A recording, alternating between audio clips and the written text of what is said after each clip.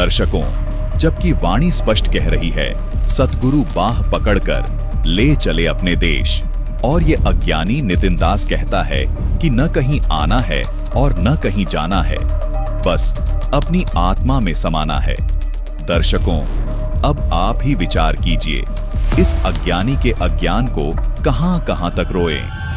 कि तुमने दाव खेलना है, काल उस दाव के आगे नतमस्तक हो जाएगा।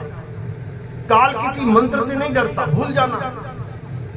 मंत्र से मैंने बताया कुत्ता नहीं डरता, काल तो बहुत बड़ी चीज है। किसी मंत्र का सहारा मत लेना, जो सैन मिलेगी उस सैन का सहारा लेना।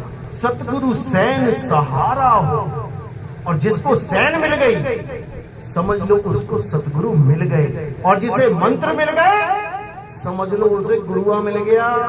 भटक गया, जीव 84 के लिए तैयारी कर रहा है अब जाने के लिए। तो कबीर साहब इसी सतनाम की महिमा गा रहे हैं जिसको आत्म स्वरूप कहते हैं। दर्शकों, देखा आपने इस अज्ञानी नितिन दास का अज्ञान। ये कह रहा है कि जब काल तुम्हारे पास आए तो मंत्र का जाप मत करना, वरना काल 2 चपेट मारेगा। फिर कहता है कि मंत्र जाप करने की बजाय काल के सिर पर पैर रख के साहिब के साथ अपने देश चले जाना। दर्शकों, हैरानी की तो बात है, ये अज्ञानी कभी तो कहता है ना कहीं आना है न कहीं जाना है, बस अपने आप में समाना है।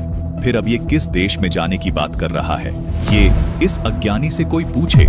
दर्शकों, ये अज्ञानी मूर्ख नितिन दास कहता है कि जब काल आए तो कोई मंत्र जाप नहीं करना है, जबकि कबीर परमेश्वर जी के परम शिष्य दादू दास जी भी कहते हैं कि दादू नाम कबीर का सुन के कांपे काल।